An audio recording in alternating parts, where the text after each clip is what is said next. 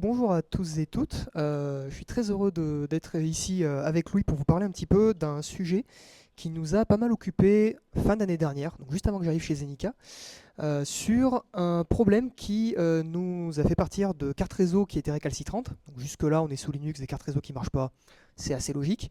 Sauf que cette fois-là, on a descendu suffisamment profond pour directement aller toucher le kernel Linux, et on a trouvé un vieux bug qui datait d'il y a longtemps. Donc on a décidé de vous conter un petit peu cette histoire. Donc je me présente, je m'appelle Florian, du coup je suis arrivé chez Zenica en janvier, donc je suis pas là depuis très très longtemps. Comme je m'ennuie un petit peu, je suis également prof à l'ISIMA, donc c'est l'école d'ingé de Clermont-Ferrand. Il y a également Olivier qui donne des cours.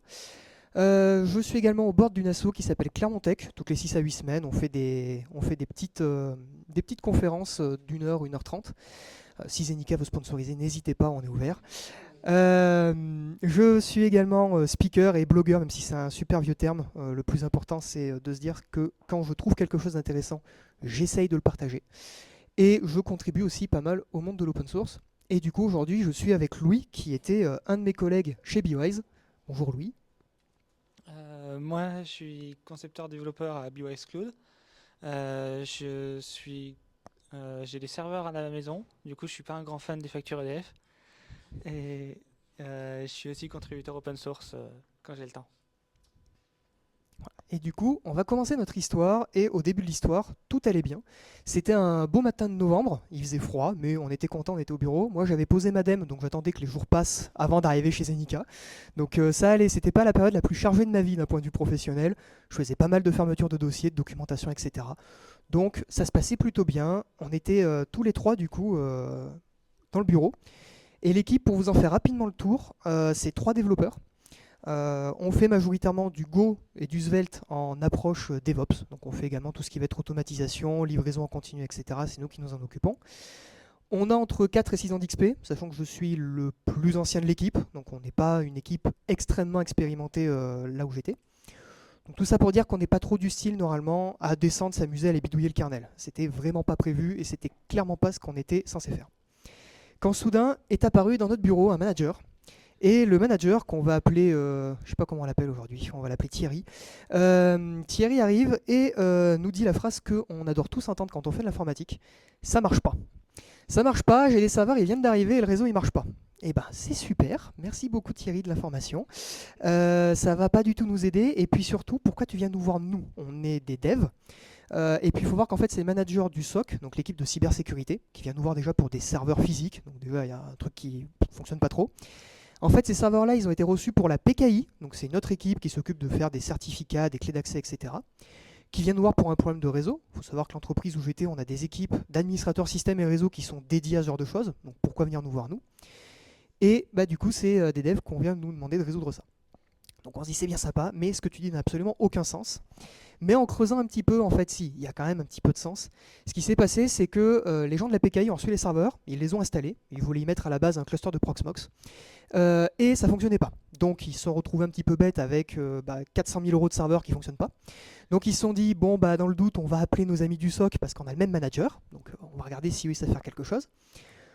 Le SOC s'est dit, bon, bah, c'est bien sympa, mais c'est du réseau. Donc ils ont été voir l'équipe réseau, qui a essayé pendant 2-3 jours et ils n'ont rien trouvé de bien probant. Et en même temps, vu l'origine du bug, on peut pas trop leur en vouloir. Et du coup, on est un petit peu le dernier espoir. En fait, ce qu'il faut prendre en compte, c'est que le matériel en question, c'est du matériel reconditionné. Donc il a déjà 4 ou 5 ans d'existence et il vient de République tchèque. C'est une longue histoire, enfin voilà, faut pas non plus trop chercher.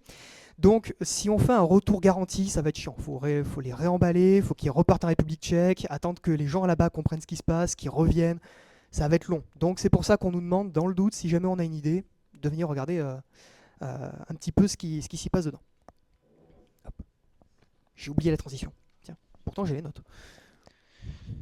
Du coup, bah, on récupère le matériel. C'est des serveurs HP Proliant DL380. Ils ont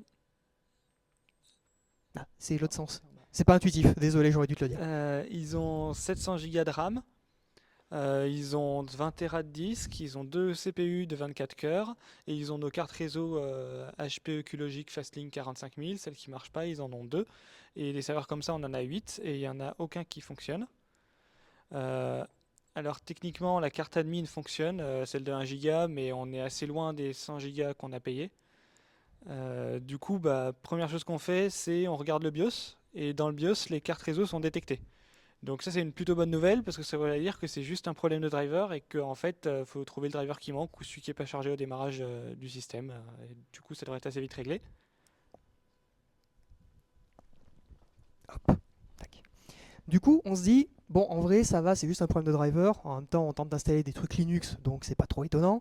Donc, ce qu'on tente de faire, c'est d'installer une Debian 12. Bon, assez logiquement, ça fonctionne pas. Les gens de l'équipe système réseau, ils avaient quand même essayé ce genre de truc avant.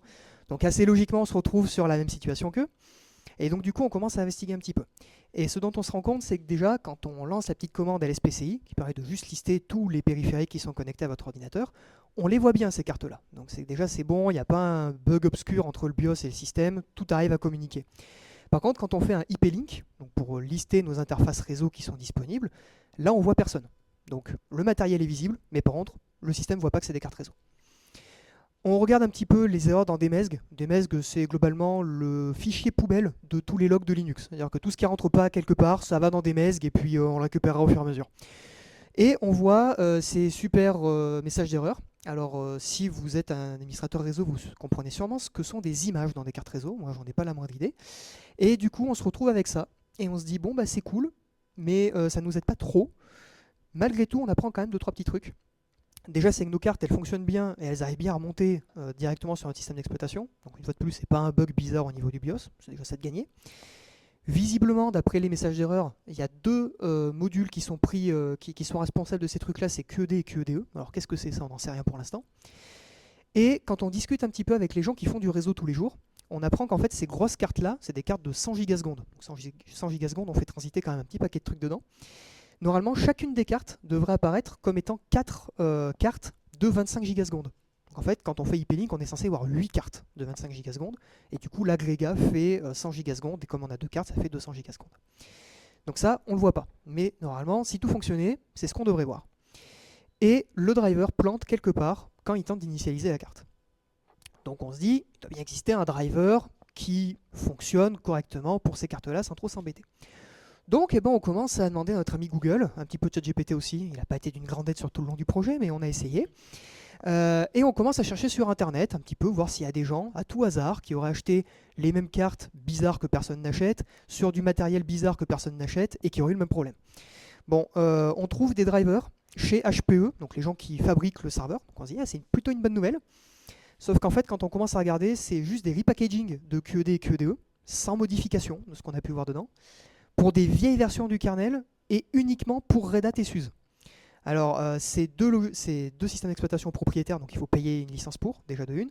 Et secondement, ces serveurs-là, on voulait y installer un cluster de Proxmox dessus. Et Proxmox, ça ne marche qu'avec Debian. Donc même si on arrivait à le faire fonctionner sous Red Hat, c'est bien sympa, mais l'intérêt est limité. Donc, on se dit qu'il va nous falloir trouver autre chose.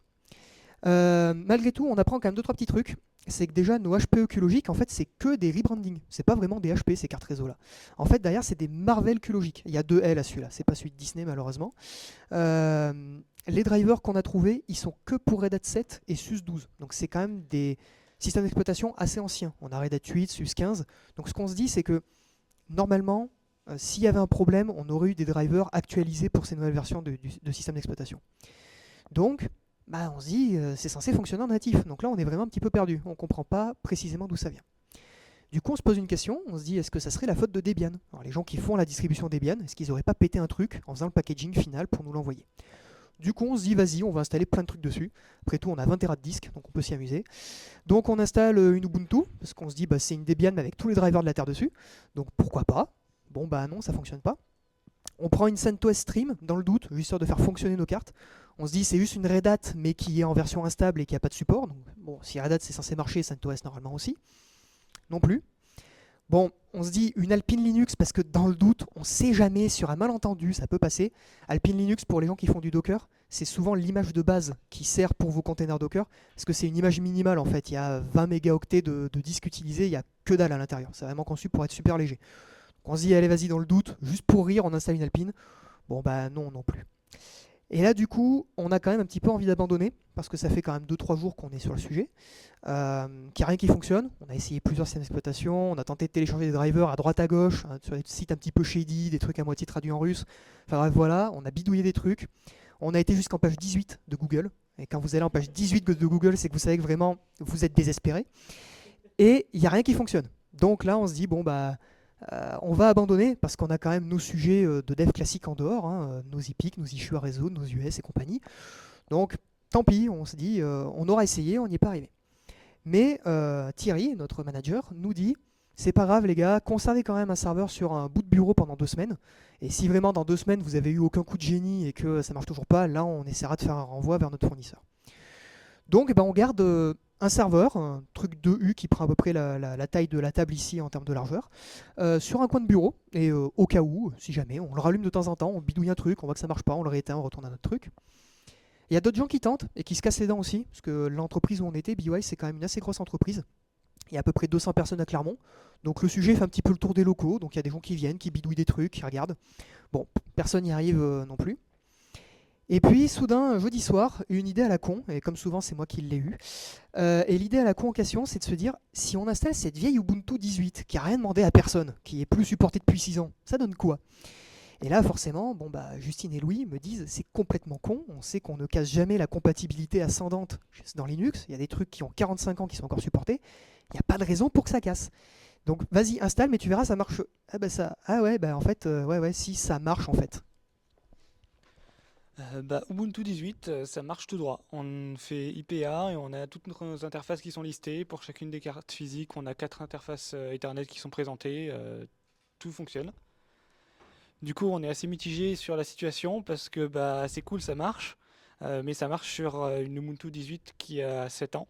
Je suis pas convaincu que l'équipe qualité soit très motivée à l'idée de mettre une Ubuntu 18 en production. Du coup, bah, on s'est dit quitte à faire n'importe quoi, autant continuer. Donc on récupère le kernel 4.15 de l'Ubuntu 18 et on démarre notre Debian avec, la Debian 12, et ça marche. Donc là, du coup, ça nous fait éliminer la possibilité que ce soit un problème de firmware ou un problème de bibliothèque qui manque. Étape suivante, on recompile le kernel depuis upstream, celui de kernel.org, le 4.15, from scratch, et on démarre dessus, et ça marche aussi. Donc là, du coup, on élimine la possibilité que c'est un problème qui provienne d'un patch fait par Debian ou que ce soit quelque chose qui a été fixé par Ubuntu. C'est bien un problème qui est dans le kernel qui est dans le kernel upstream et qui est arrivé quelque part après la 4.15. Du coup, qu'est-ce que ça veut dire? Ça veut dire qu'il y a un bug dans le kernel et on ne sait pas où il est. En Debian 12, en Ubuntu 18, kernel 4.15, ça marche. En Debian 12, kernel 6.1, ça ne marche pas. Ça veut dire qu'on a 4 ans de commit à analyser dans un des projets les plus gros du monde. Ça va être rigolo de trouver ça. Et du coup, on va essayer de se lancer un petit peu là-dedans. Mais juste avant, je vais ouvrir une parenthèse parce qu'on a la TZ et du coup on a du temps et ça c'est cool. On commence à vous parler un petit peu de kernel depuis quelques minutes et il y en a peut-être plein dans la salle qui se disent mais c'est quoi le kernel? Alors on va tenter de faire ça en résumé, donc il y aura des petites approximations à droite à gauche, désolé par avance. Le kernel, pour résumer, c'est un gros morceau de code qui gère les fondements du système pour les distributions Linux. Donc ça gère l'allocation mémoire, ça sert l'aiguillage des instructions processeur, donc de se dire ah cette instruction-là de faire tel calcul, ça a été demandé par tel logiciel, donc je vais le retourner à ce logiciel-là correctement. Ça gère tout l'adressage, ça gère le réseau sur les couches très très basses. C'est du très bas niveau, c'est écrit en C, il y a un petit peu de Rust qui se trimballe à droite à gauche. C'est un projet absolument énorme.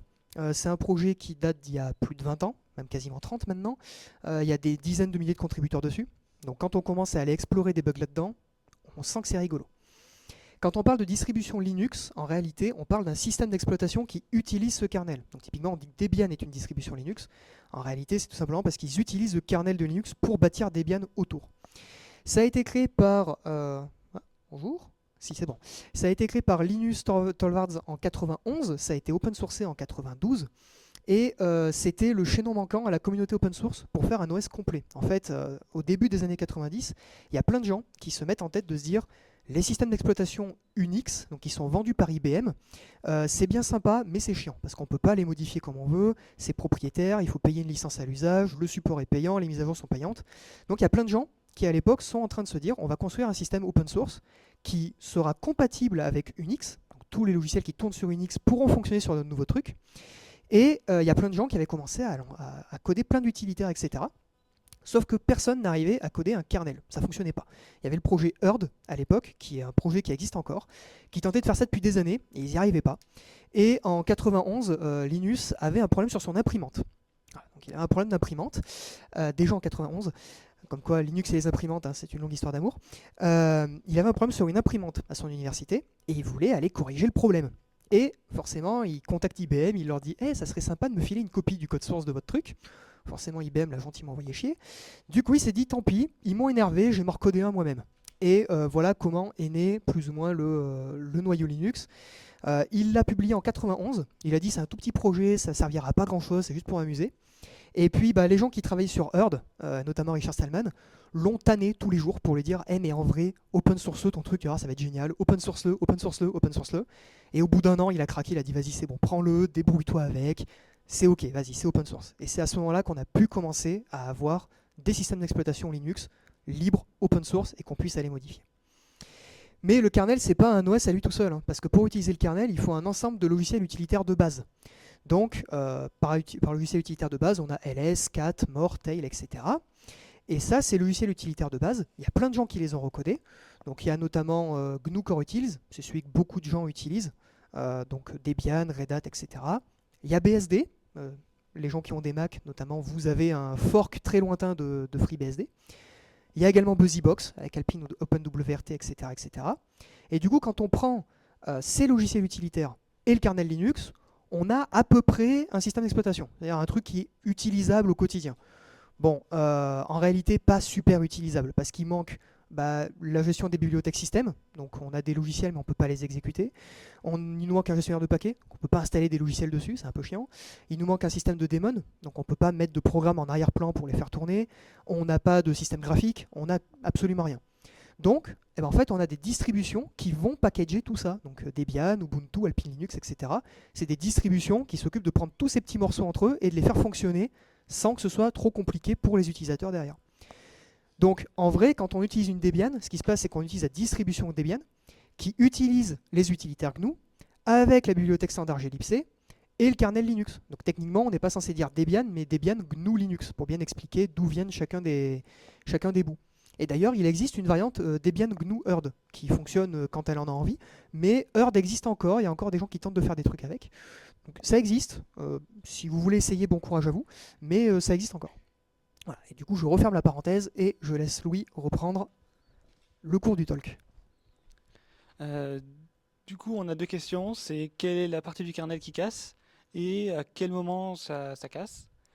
Pour ce qui est de la partie du kernel qui casse, on a les logs du kernel qui nous indiquent, qui nous donnent une idée d'où est-ce que ça vient, notamment ceux qui parlent de notre carte QLogic, c'est mentionné par le driver QEDE, et juste après, on a des erreurs de la part du driver QED. Et ces erreurs se terminent par un hardware prepare fail, donc ça nous met sur la piste que c'est bien QED et QEDE qui seraient en lien avec notre problème. Du coup, qu'est-ce que c'est que QED et QEDE? C'est les drivers intégrés au kernel Linux qui gèrent nos cartes réseau. QED, c'est le driver générique pour toutes les cartes QLogic qui permet de communiquer avec le firmware de la carte réseau.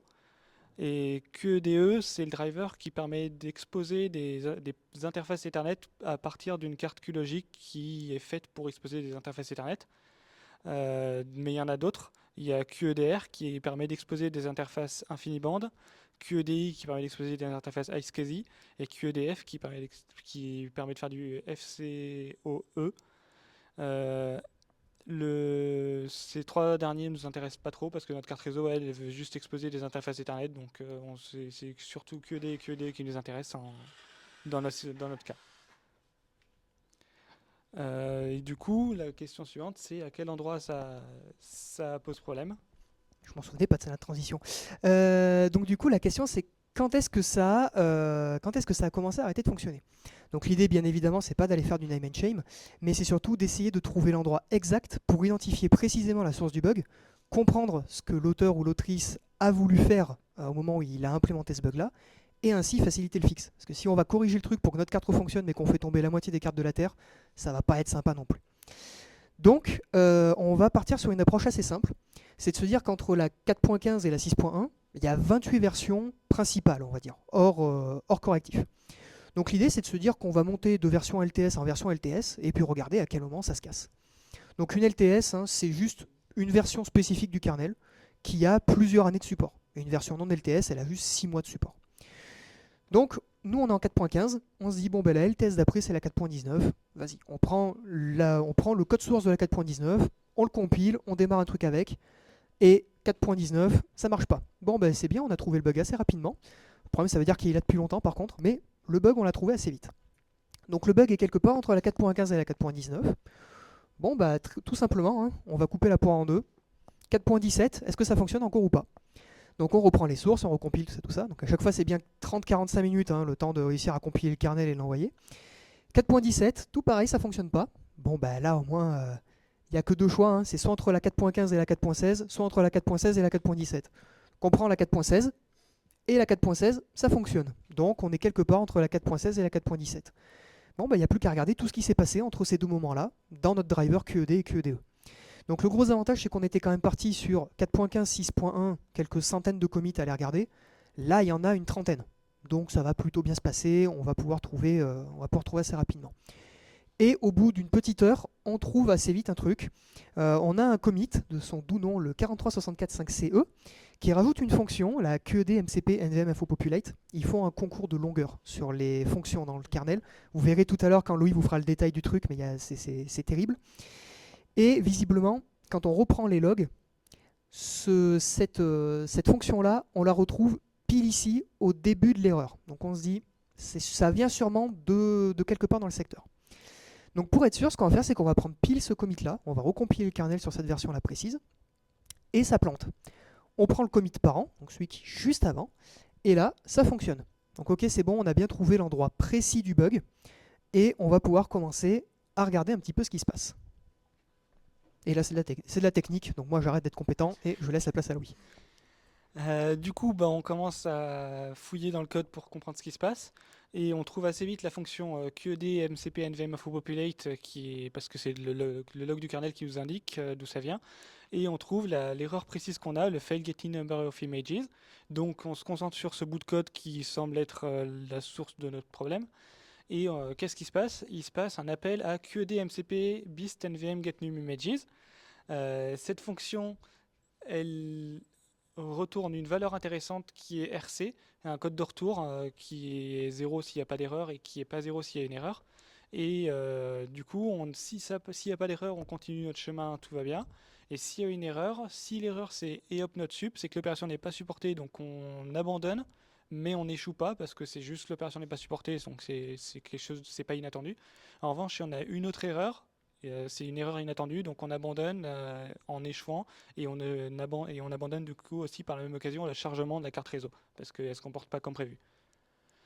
Qu'est-ce qui se passe dans cette fonction, dans cette grande fonction QED MCP beast NVM get new images? Elle est assez courte, elle tient dans l'écran. Elle fait juste un appel à QED MCP CMD. Cette fonction CMD, qu'est-ce qu'elle fait? Elle s'occupe d'envoyer une commande à la carte réseau et de récupérer la réponse de la carte réseau. Elle nous retourne notamment deux valeurs qui vont nous intéresser, le RC et le RSP. Et nous, on va juste lui donner la commande pour lui demander le nombre d'images que la carte réseau possède. Et ensuite, on teste si RC, il y a une erreur dedans, ou si RSP, c'est pas OK. Si RSP, c'est pas OK, on retourne einval. Donc, c'est les deux cas d'erreur possibles. La question qu'on va se poser, du coup, c'est quel est le cas d'erreur dans lequel on est? Est-ce que c'est RC qui est une erreur ou est-ce que c'est RSP qui n'est pas OK? Donc pour ça, on va faire des print papates dans le code et regarder jusqu'où on avance et du coup savoir où est-ce qu'on s'arrête. Et du coup, on trouve le problème, c'est bien RSP qui retourne une valeur qui n'est pas égale à OK. La question suivante, c'est quelle est la valeur de RSP? Et pour ça, dans le code, on doit placer RSP on doit faire une opération binaire sur RSP qui nous permet d'extraire le code de retour de la carte réseau. Et après, du coup, on a fait un print de ce code de retour et ce code de retour, c'est 0. La question suivante, du coup, c'est qu'est-ce que ces 0 il signifie? Ça, on a fouillé dans le code et on a fini par trouver un fichier header QED mfwhsi.h qui répertorie l'ensemble des codes de retour possibles de la carte réseau. Et le code de retour 0, il correspond à une opération non supportée. Donc là, on commence à voir les choses qui deviennent un peu plus claires, parce que ça veut dire qu'on a NVM info populate qui appelle getNewImages, qui appelle CMD, qui communique avec la carte réseau. La carte réseau répond avec un code d'erreur unsupported. Le CMD, il retransmet ce même code d'erreur unsupported à getNewImages. Et getNewImages, lui, il voit que c'est un code d'erreur qui n'est pas OK. Donc comme c'est pas OK, il retourne einval, parce que c'est un code d'erreur pas géré. Et donc du coup, NVM info populate, il voit einval, et c'est un code d'erreur pas prévu non plus, donc il l'abandonne en mettant fail getting number of images, et notre carte réseau n'est jamais chargée par le système. Du coup, à ce moment-là, on se rappelle de quelque chose. On voit que la carte réseau doit retourner opération non supportée, mais on se dit, on a déjà vu opération non supportée quelque part. Et opération non supportée, on l'a vu dans NVM info populate. Juste après avoir appelé getNewImages, la fonction NVM info populate, elle va tester le code de retour pour voir si RC c'est eopnotsup. Et si ce RC c'est eopnotsup, et ben on abandonne mais sans échouer. Parce que c'est pas quelque chose de surprenant que l'opération ne soit pas supportée, parce que ça veut juste dire que la carte réseau ne supporte pas la gestion de plusieurs images de firmware. Le problème, dans notre cas, c'est que eopnotsup n'est jamais retourné par la fonction getNewImages. Et getNewImages, lui, il va juste retourner einval quand la carte réseau ne retourne pas OK. Et donc du coup, ça veut dire qu'on a notre problème et qu'on a notre solution. Notre solution, du coup, qu'on va implémenter, c'est d'ajouter un if en plus dans le code pour tester si l'opération est non supportée, si le code de retour de la carte réseau c'est opération unsupported. Et si c'est le cas, on retourne le fameux eopnotsup que notre fonction NVM info populate sait gérer. Et sinon, on retourne sur la gestion d'erreurs précédentes, celle qui, si c'est pas OK, on retourne einval. Et du coup, qu'est-ce qui se passe maintenant? On a NVM info populate qui appelle getNewImages, qui appelle CMD, qui communique avec la carte réseau, qui retourne unsupported. CMD retourne unsupported tel quel aussi, ça jusque-là n'a rien à changer. Et là, getNewImages, lui, il reconnaît le code unsupported, et du coup, il retourne plus einval, il retourne eopnotsup. Et NVM info populate, lui, il va reconnaître le code eopnotsup et abandonner la gestion de la récupération des informations de la NVM, et juste laisser le chargement de la carte réseau continuer sans échouer, parce que c'est plus une erreur inattendue. Et donc du coup, on recompile notre code avec la version 6.12, la dernière version du kernel, et on démarre, et ça marche. On a nos cartes réseau qui sont visibles dans le système, on a fait un IPL, on a les 4 cartes réseau pour chacune des 2 cartes réseau physiques, on a nos 4 interfaces Ethernet pour chacune de nos 2 cartes réseau physiques dans le système, et elles sont visibles et on peut les monter, les charger, tout fonctionne. Donc ça c'est une très bonne nouvelle parce qu'on a sauvé nos serveurs, et la prochaine étape ça va être de regarder, de mettre au propre le patch et de le proposer au kernel pour que tout le monde puisse en profiter. Et du coup pour faire ça on va se concentrer, on va découvrir le kernel lore. Et merci. Et du coup, le kernel lore, c'est l'historique complet du kernel sous forme de mailing list. Alors oui, je sais, ça paraît pas intuitif comme ça, mais en fait, le kernel, ils ont un vrai gros problème, c'est que comme c'est un projet absolument monstrueux en termes de code, ils peuvent pas gérer ça comme un projet Git standard. Donc ils peuvent pas laisser les gens ouvrir des merge requests, etc. Donc il leur a fallu trouver autre chose, et cette autre chose, c'est de faire des mailing lists. Donc, ce qui se passe, c'est que on envoie nos changements avec un descriptif complet de tout ce qu'on a fait dans une petite mailing list. Alors, les mailing lists, il y en a des milliers, puisque le kernel, en fait, c'est plein de sous-petits modules. Donc, nous, on a contribué uniquement sur la partie kernel QED Network. Donc, c'est déjà 3 sous-imbrications. Donc, ces gens-là, ils ont une mailing list qui leur est spécifique uniquement pour cette partie-là. Donc, il y a des milliers de mailing lists différentes. Donc, on trouve déjà la bonne mailing list. On leur envoie notre changement avec un descriptif complet. Il faut respecter tout un tas de règles de soumission. Donc il ne faut pas que votre mail fasse plus de 120 caractères de large, etc., etc. Il y a tout un système de formatting un petit peu relou. Il faut que le début du message ait certains en-têtes bien spécifiques pour que ça puisse rentrer correctement dans leur système d'autosuivi et tout. Donc c'est assez rigolo cette partie-là. On a dû s'y reprendre à 2 fois pour réussir à envoyer un truc propre. Parce que même en ayant lu les 18 pages, on n'avait pas tout compris. Donc bon, voilà, ça a été un petit peu compliqué. Les réponses se font du coup par mail et servent de peer review et de relecture. Et globalement, quand il y a un mainteneur qui considère que là c'est bon, on n'a plus besoin de toucher à quoi que ce soit, il y a quelqu'un qui passe, qui pose un LGTM, Et à partir de ce moment-là, il y a vraiment quelqu'un qui va aller faire la merge request, quelqu'un du cercle fermé, on va dire, des contributeurs du kernel. Donc des gens qui contribuent depuis des années et des années. En règle générale, ils sont directement financés par des grosses entreprises pour faire ça à temps plein. Là, typiquement, nous, la personne qui a validé notre changement, c'était quelqu'un de chez Red Hat. Donc il fait ça de toute sa journée en fait. Donc notre mail ressemble à ça. Alors ce qui est rigolo à voir, c'est que le descriptif complet est 4 fois plus long que le guide diff qu'on leur a fourni. Mais bon, ça c'est assez fréquent quand on fait des changes dans le kernel. On fait quelques petits allers-retours avec les personnes qui gèrent cette partie-là, à cause notamment de problèmes de syntaxe, etc. Et au bout de quelques semaines, là il y a vraiment du coup Paolo Abeni qui a fait le commit pour inclure notre changement dans le kernel. Donc là ça y est, notre soumission elle est approuvée, elle est réellement dans le code. Il a été du coup ce code mis à disposition dans la version d'après du kernel, donc dans la 6.13. Et étant donné que c'est un fixe, ce bout de code va être backporté jusqu'en LTS 5.4. Donc en fait, ils vont reprendre toutes les versions qui sont encore en LTS et ils vont les recompiler avec le patch pour pouvoir les livrer avec le patch. Donc normalement, si vous avez un OS qui date, qui a un kernel supérieur à 5.4 et que vous avez mis à jour votre kernel récemment, normalement, vous avez notre correctif dans le kernel. Pour conclure un petit peu notre épopée, on a eu beaucoup de chance dans notre debug. Dans le sens où mon idée débile de prendre une Ubuntu 18 et de la packager, ça s'est joué à un mois près pour que la version d'Ubuntu ait eu un kernel plus récent que celui qui avait une erreur. Et en fait, auquel cas, on aurait juste vu que Ubuntu 18 ça marche pas non plus et on aurait sûrement abandonné. Donc, on a vraiment eu de la chance dans notre debug. C'était une idée du pif, elle a marché, mais c'est un petit peu miraculeux. Le bug aurait été 2 mois plus vieux, vraiment, on n'aurait pas pu résoudre comme ça. Un autre point, c'est que Linux, c'est super cool, et le fait que ce soit open source encore plus. Alors oui, là je sais, on vient de parler du fait qu'il y avait un bug qui était là depuis 6 ans et demi. Vous dire que c'est super cool, c'est peut-être un petit peu contre-intuitif. Mais en fait, ce qu'il faut bien voir, c'est que, comme je vous le disais, au début, on a cherché sur Google une solution. On est arrivé page 18, on n'avait trouvé personne. Donc ce que ça signifie, c'est qu'on était probablement les premiers sur Terre à avoir le bug. Bon, sinon, les gens avaient abandonné avant. Donc si on reprend un noyau fermé, par exemple un problème chez Microsoft, les gens de chez Microsoft, ils verraient arriver le truc, ils verraient une entreprise, une PME d'Auvergne, qui n'a pas spécialement de contrat de service ni rien chez eux, qui leur pose un bug qui a l'air d'être giga chiant quelque part dans le kernel, que personne d'autre ne leur a demandé. Ils seraient sûrement dit ouais t'inquiète, ils auraient ouvert le ticket Jira, ils auraient fait priorité 5.4, différenciation aucune, et on n'aurait toujours pas notre correctif. Là Linux, on a pu comprendre d'où ça venait, on a pu corriger chez nous, et on a pu également proposer une correction pour tout le monde. Donc cette partie-là est quand même géniale. C'est le fait que ce soit communautaire et le fait que ce soit ouvert, ça nous permet de réellement mettre les mains dans le cambouis et de réellement faire avancer les choses.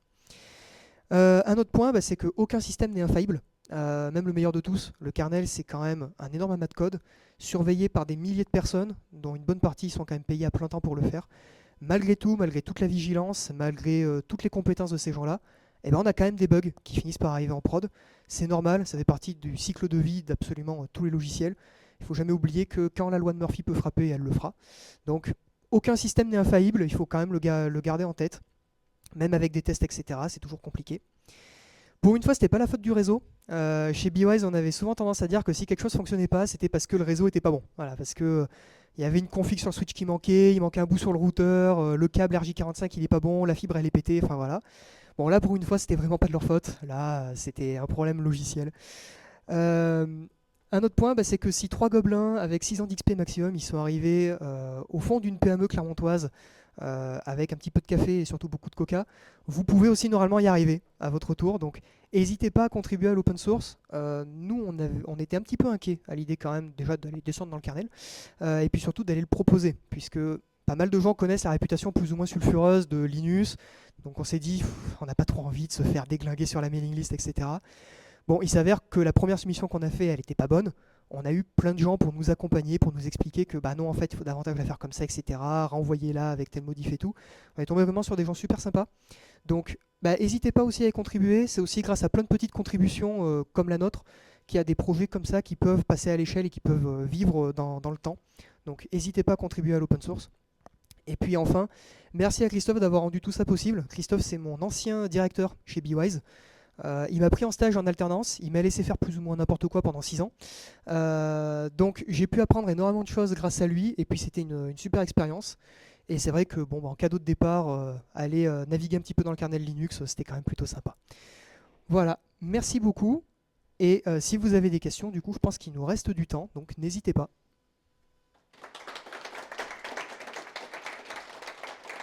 J'espère qu'on vous a pas trop assommé avec la technique. Ouais.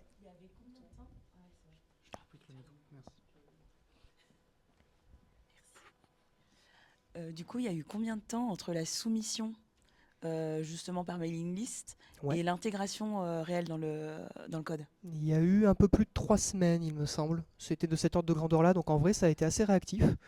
Il y a eu à peu près 3 semaines, sachant qu'habituellement, ils sont un petit peu plus réactifs que ça, mais là, il y avait des finalisations en cours pour sortir la prochaine LTS, donc il y avait pas mal de contributeurs qui étaient occupés sur ça, donc on a même été sur des délais un peu plus longs que la normale. Donc globalement, c'est quand même très réactif. Ouais. Déjà, merci. Et comment se passe la séance de debugging? Parce que vous mettez print patate, mais du coup, il faut recompiler pendant 30 minutes, Ouais. réinstaller, voir print patate et après Ouais. refaire des modifs. Ouais, c'était ça. Donc en fait, on avait le serveur qui était posé dans le bureau. Donc notre bureau, en plus de ça, on n'avait pas encore déménagé à l'époque. Donc c'était un gros open space avec du coup une bonne quinzaine de personnes. Et du coup, on était 3 avec un PC portable posé sur le serveur à dire non, mais attends, vas-y, on le recompile comme ça là. Donc le temps que ça compile, 25 minutes, de couper le serveur, de flasher le kernel dedans. Et puis du coup d'entendre le serveur qui à toute berzingue dans l'open space. Donc tout le monde au bout de 2 jours est en mode mais putain, mais mettez-vous dans une salle de réunion, faites quelque chose. Mais ouais, c'était beaucoup d'attente. Et à chaque fois recompiler en entier, donc une demi-heure d'attente, 10 minutes le temps de le mettre en place sur la target et de redémarrer pour voir si ça fonctionnait ou pas. Donc le debug a été lent. Ouais. Et il n'existe pas des trucs faits pour, genre comment ils font les vrais, pardon, Alors, les corps contributeurs probablement que eux ils ont des outils, mais on n'a rien trouvé de particulier quand Ouais. on a cherché. Donc on s'est dit bon bah de la même manière qu'une appli JS, on met console log, là on va faire print papat et puis on va bien voir. Hein. Donc papat 1, papat 2, papat 3 et On peut débugger le kernel avec GDB. Il y a des outils dans le kernel pour démarrer le kernel avec le mode netconsole et le mode GDB Ok. avec QEMU. Mais le truc, c'est qu'avec QEMU, c'est assez galère parce que du coup, QEMU, il n'y a pas accès à l'écran physique. Sinon, il faut faire du port forwarding PCIe. Sinon, il faut démarrer sur le kernel physiquement et faire du GDB sur le kernel physique. Ça, je l'ai jamais fait. Mais il y a des outils pour le faire, mais c'est long de le mettre en place. Du coup, ça a été plus rapide de juste recompiler avec des prints. Et puis c'est vrai qu'en supplément de ça, on était du coup sur du matériel physique. Donc toute la partie où on peut se dire bah, on va juste utiliser un hyperviseur par-dessus pour démarrer des VM, etc. et vérifier, on pouvait pas, il fallait vraiment qu'on aille modifier le matos. Donc c'était assez long. Ouais. Merci. Et j'ai une question, dans le code, il y a un moins devant le code de retour que vous retournez. Et Ouais. Alors, attends, vous l'avez hop. déduit à partir de celui d'avant On ou va y retourner. C'est lequel? C'est celui où il y a le... attends, il est où? Ah, j'ai perdu la souris. Au secours. Voilà. Yes. C'est lui. le moins on upsup? Ouais. Ouais. En fait, c'est parce que ouais, voilà, Ok. exactement. Quand on reprend du coup l'analyse au tout début du truc, la première fonction. Je suis parti trop loin là. Hein, oui, je suis parti vachement trop loin. Mais sinon, en général, c'est les codes de retour qu'on appelle RMO, qui c'est le standard des codes de retour YOPNotSup, EINVAL. On les retourne dans le kernel, on les retourne avec une valeur négative ou 0 si ça s'est bien passé, mais c'est Ah oui. convention c'est de faire comme ça. Pour toujours avoir l'erreur en inférieur à 0. Ouais. Ok. Et du coup, en fait, sur la première fonction qui posait problème, donc c'est celle qui renvoyait notre file getting number of images dans les logs, en fait, on le voyait ici, notre rc-openotsup. Donc on se doutait bien qu'il y avait quelque chose à faire avec ça. Et ben, merci beaucoup. Puis si vous avez d'autres questions, n'hésitez pas tout à l'heure.